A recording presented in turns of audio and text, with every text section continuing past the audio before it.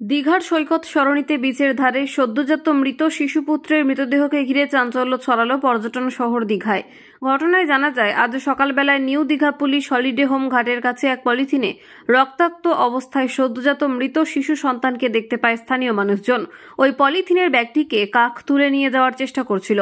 তখন স্থানীয় মানুষজন পলিথিনের গায়ে রক্তমাখার সদ্য মৃত অবস্থায় এক শিশুপুত্র সন্তানের দেহ দেখতে পায়। তখনই তারা দীঘা থানায় খবর দেয়। পুলিশ এসে ওই মৃতদেহটিকে উদ্ধার করে নিয়ে গেছে। তবে কিভাবে এই সি বিচের ধারে সদ্যজাত ও মৃত সন্তানের দেহ এলো, তাই নিয়ে কিন্তু রীতিমতো চাঞ্চল্য ছড়িয়েছে এলাকায়। যেহেতু এটি পর্যটন শহর, তাই বাইরে থেকে এনে কেউ ফেলে দিয়ে গেল কিনা বা কিভাবে এইখানে মৃতদেহটি এলো তা নিয়ে তদন্তে নেমেছে দীঘা থানার পুলিশ। ইতিমধ্যেই মৃতদেহটি ময়না তদন্তের জন্য কাঁথি হাসপাতালে পাঠিয়েছে দীঘা থানার পুলিশ। অপরদিকে দীঘা শঙ্করপুর উন্নয়ন পর্ষদের অবসরপ্রাপ্ত কর্মী শেখ বারজান মোহাম্মদ বলেন, মৃত শিশুটি কোথা থেকে এলো তা জানা সম্ভব হয়নি।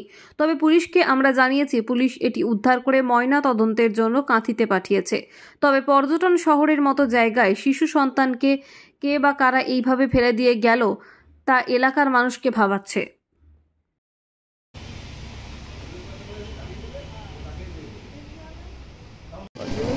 আজকে একজন শিশু পুত্র উদ্ধার হলো, কি বলবেন? আমরা প্রতিদিনে যে সাফাই কাজ হয় সেটা আমরা করতে গিয়ে দেখলাম একটি শিশু পড়ে রয়েছে। সেই জন্য সঙ্গে সঙ্গে আমরা থানায় ফোন করি। ফোন করার পরে ওনারা থানা থেকে গিয়ে, কতদিনের বাচ্চা বলে মনে হয়? এই সদ্যজাত বাচ্চা, হ্যাঁ, সদ্যজাত বাচ্চা মৃত অবস্থায় পড়ে রয়েছে। কাক খেতে যাচ্ছিল, তখনই আমরা বুঝতে পারলাম যে বাচ্চা। না, পুলিশ খোঁজ নিয়েছে, তদন্ত নেই? হ্যাঁ, পুলিশ তদন্ত। এখন কোথায় রয়েছে বাচ্চাটি?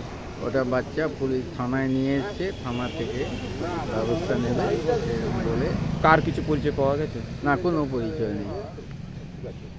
নাম? নাম আপনার? শেখ বারজাহান মোহাম্মদ, স্থানীয় বাসিন্দা? স্থানীয় বাসিন্দা।